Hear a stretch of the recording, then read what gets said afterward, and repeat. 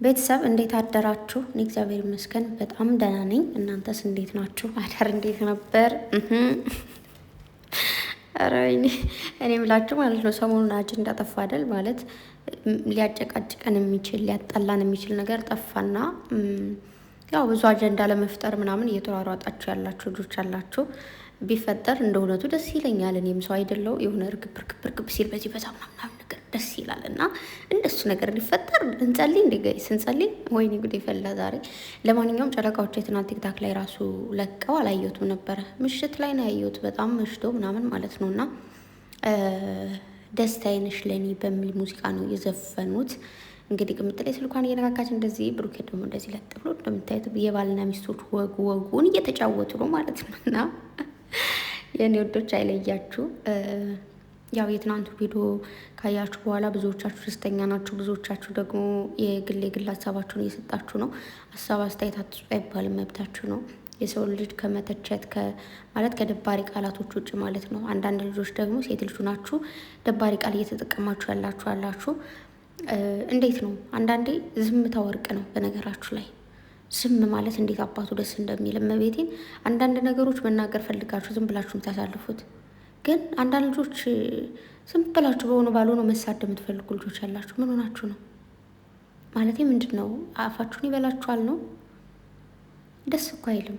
ምንድን ነው መሳደብ ጀግንነት ነው ብላችሁ ነው የምታስቡት? የሆነ ደባሪ ቃል ካፍ አውጥቶ መናገር ጥሩ ነው?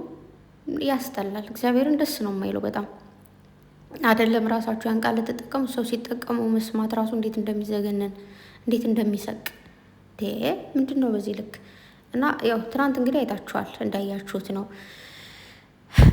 ብሩኬ ለቅምጥሌ ያለውን ቦታ ሁልጊዜ ቪዲዮ በሰራ ጊዜ ይናገራል። ቅምጥሌ ደግሞ በጣም አስተዋይ ሴት ነች። በነገራችሁ ላይ ዓለም ላይ ያለ ነገር በሙሉ የሚገባት ሴት። ትናንት እንኳን አይታችኋል። እኔ ለዚህ ነገር ገና ነኝ፣ አልፈልግም፣ ቀስ ማለት ነው የምፈልገው፣ ብዙ አላማ አለብህ፣ እሱን አሳካ። አያችሁ ግን መተሳሰብ ይባላል ይሄ። አይምሯ ማለት ነው ትልቅ የሆነ ሴት ገባችሁ? ትንሽ የልጁና ግን አይምሯ እንዴት ነው ከምታስቡት በላይ ነች። እንጂማ እኮ እናውቃለን እኮ ሴቶች ነው እንደዚህ ነው የምፈልገው፣ ከዚህ በላይ ይገባኛል ምናምን ብሎ ሲቆነጠነጡ ማለት ነው። ገባችሁ? የኔ ቆንጆት ግን አያችኋት? እግዚአብሔርን ምንም ታድርግ ምንም ትልብስ እምር የሚልባት፣ በዛ ላይ ደግሞ ንጹህ አይምሮ ያላት፣ ወደፊት ማገናዘብ የምትችል፣ ወደፊት የምታስብ፣ የዛሬም ብቻ አይደለም መኪና ተሰጧት ምናምን ብላ ጨፍራ ምናምን ተቀብላ መሄድ ትችል ነበር። ግን አንዳንዴ ባላችሁ ሆነ ስጦታ እንዲሰጣችሁ የምታስገድዱት ከሆነ ብዙ ዕዳዎች ውስጥ ይገባል። ከዛ ነገ ከነገ በኋላ ደግሞ ትዳራችሁን ፍቅራችሁን ደግሞ የሚያደፈርሰው ያ ነገር ነው። ይቺ ቆንጆ የልጅ ግን ኖ እንደዛ መሆን የለበትም። ማስቀደም ያለብን ነገር አስቀድም። እኔ አልፈልግም፣ እኔ ምን ጎሎብኝ? ገባችሁ አይደል? እንደዚህ አይነት ፒውር ያለው ፒውር ጭንቅላት ሁኑ። እውነቴን ነው እግዚአብሔርን። በቃ እወድሻለሁ የኔ ቆንጆ የኔ ሴት። በምን ቃል እንደምገልጽሽ አላውቅም፣ ብቻ እወድሻለሁ። እና ሁሌም እግዚአብሔር ከእናንተ ጋር ይሁን። በመቀጠል ጋይስ ስለ ጌሙ በጣም ብዙዎቻችሁ እየጠየቃችሁ ነው። በመጀመሪያ በጣም ነው አመሰግነው፣ አልጠበቅኩም እንደዛ። እወዳችኋለሁ፣ አመሰግናለሁ፣ እግዚአብሔር ያክብርልኝ። ሲቀጥል መቼ ነው እያላችሁ የባለፈው አርብ ራሱ ጠብቁ የነበራችሁ ልጆች አላችሁ። እውነት ለመናገር ማለት ቀኑ እየደረሰ ሲሄድ እየፈራው መጣ። መቋረጥ ማለት አልፈልግም ብለውን ራሱ ደስ ይለኛል። ግን ደግሞ እንግዲህ አርብ ነው፣ ቀጣይ አርብ በኢትዮጵያ 4 ሰዓት፣ በሌላ ሀገር አላውቅም። በዱባይ ደግሞ 11 ሰዓት ማለት ነው።